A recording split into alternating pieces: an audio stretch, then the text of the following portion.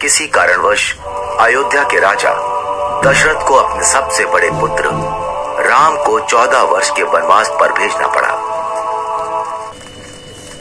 राम, मैं तुम्हें 14 वर्ष के वनवास पर भेजता हूं। जैसी आपकी आज्ञा पिताजी, मैं शीघ्र ही वनवास के लिए चला जाऊंगा। लेकिन उनकी पत्नी सीता उनके बगैर अकेली नहीं रह सकती थी, इसलिए उन्होंने राजा दशरथ से कहा, पिताजी, जब मेरे पति ही नहीं होंगे तो मैं इस महल में रहकर क्या करूंगी? कृपया मुझे भी इनके साथ वनवास जाने की अनुमति दीजिए।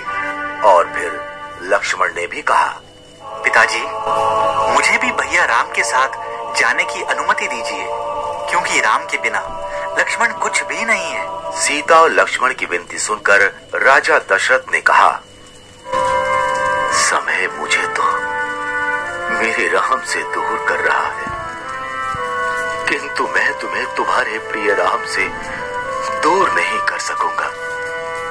इसलिए मैं तुम्हें राम के साथ जाने की अनुमति देता हूं। कुछ दिनों पश्चात राजा दशरथ से अनुमति पाकर राम, सीता और लक्ष्मण के साथ वनवास के लिए चले गए। वो तीनों वन में कुटिया बनाकर रहने लगे। सब कुछ सही चल रहा था।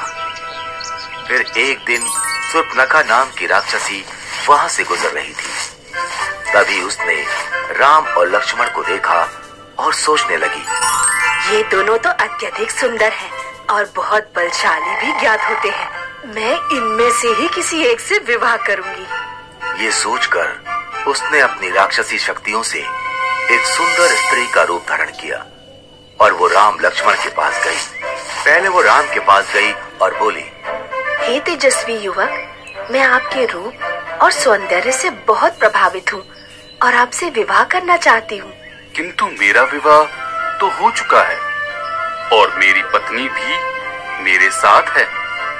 तुम विवाह का प्रस्ताव मेरे अनुज लक्ष्मण के पास ले जा सकती हो। वो इस वन में अकेला है। राम के विवाह से इनकार करने पर शूर्पणखा को बुरा तो बहुत लगा, लेकिन फिर उसने लक्ष्मण को देखा और सोचने लगी, इस युवक ने विवाह से इनकार कर दिया तो क्या हुआ? इसका भाई लक्ष्मण भी इसी की तरह दिखता है। मैं लक्ष्मण से ही विवाह करूंगी। ये सोचकर वो लक्ष्मण के पास गई। हे तेजस्वी युवक, मैं आपके सौंदर्य से बहुत प्रभावित हूँ और आपसे विवाह करना चाहती हूँ। मेरा विवाह हो चुका है, इसलिए मैं तुमसे विवाह नहीं कर सकता। किंतु आप इस वन में अकेले हैं और आपको मुझ जैसी सुंदर स्त्री से विवाह करने से इनकार नहीं करना चाहिए। किंतु मैं तुमसे विवाह नहीं करना चाहता। क्यों? क्या आपको मेरा रूप पसंद नहीं आया? ऐसा रूप देखकर तो देवराज इंद्र का भी मन पिघल जाए, तो आपका मन कैसे नहीं पिघला? शूर्पणखा की चिकनी चुपड़ी बातें सुनकर लक्ष्मण को क्रोध आ गया और उसने शूर्पणखा के नाक कान काट दिए। नाक कान कटते ही शूर्पणखा अपने राक्षसी रूप में आ गई।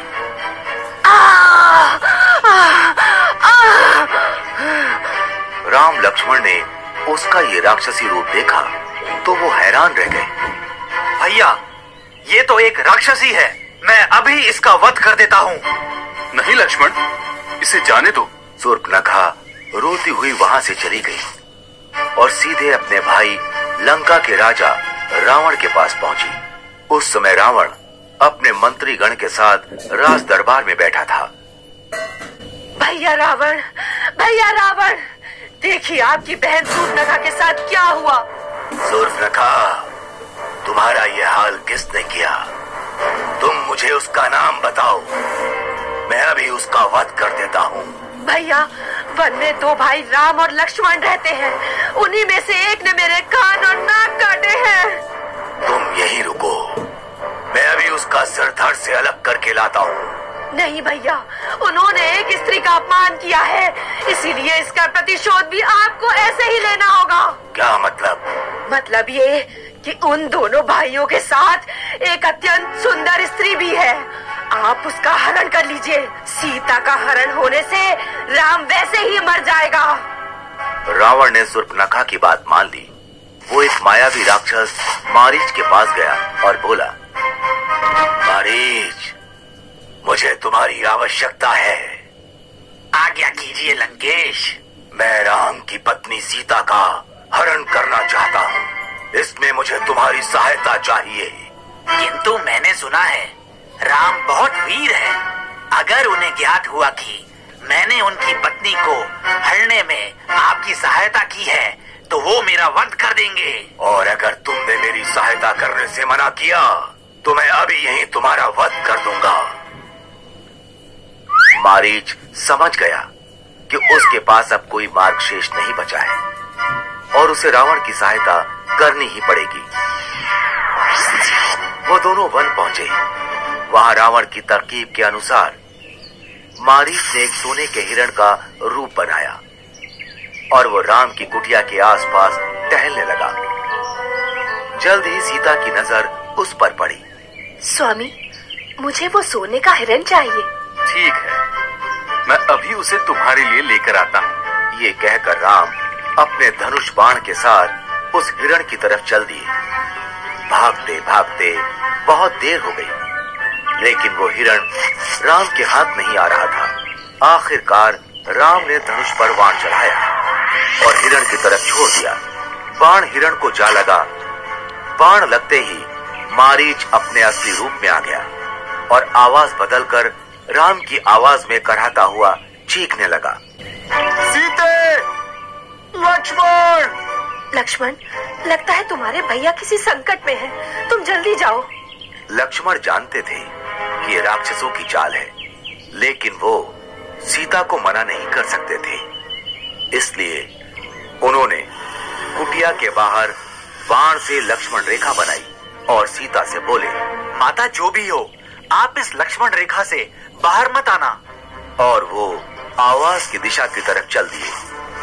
लक्ष्मण के जाते ही रावण वहां आया और तपस्वी का रूप धारण कर सीता की कुटिया पर पहुंचा।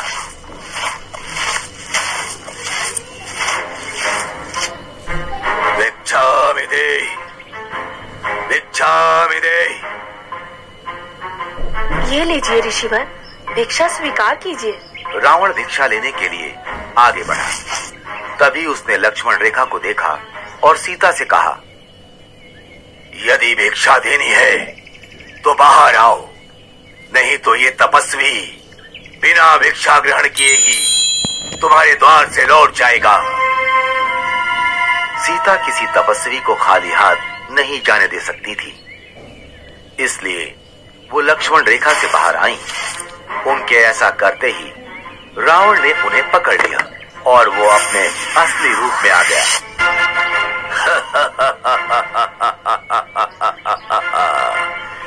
मैं कोई तपस्वी नहीं, मैं लंका का राजा रावण हूँ।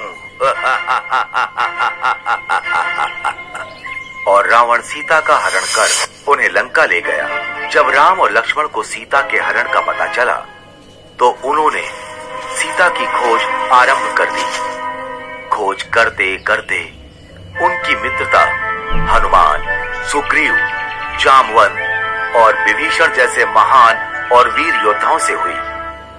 और जब उन्हें ये ज्ञात हुआ कि रावण सीता का हरण कर उन्हें लंका ले गया है, तो उन्होंने वानर सेना के साथ लंका पर चढ़ाई कर दी। पहले राम ने कुंभकर्ण को मारा, फिर लक्ष्मण ने मेघनाद का भी वध कर दिया और अंत में रावण और राम का युद्ध आरंभ हुआ। रावण बहुत मायावी था। वो अपनी मायावी शक्तियों से युद्ध कर रहा था।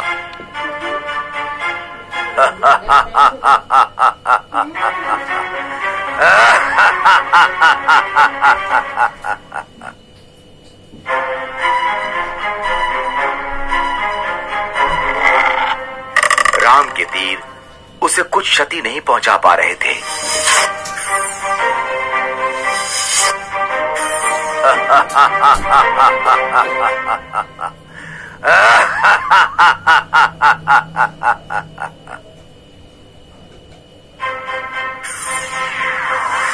यहाँ तक कि राम ने रावण का सिर भी धड़ से अलग कर दिया। किंतु ऐसा करते ही अगले ही क्षण उसका एक नया सिर आ जाता था।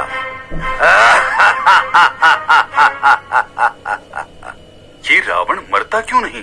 तभी विभीषण वहां आए और उन्होंने राम से कहा, प्रभु, आप रावण की नाभि पर वार कीजिए, तभी रावण का वध होगा। राम समझ गए और उन्होंने धनुष पर बाण चढ़ाकर रावण की तरफ छोड़ दिया। बाण रावण की नाभि पर जा लगा और रावण कराहते हुए धरती पर जा गिरा।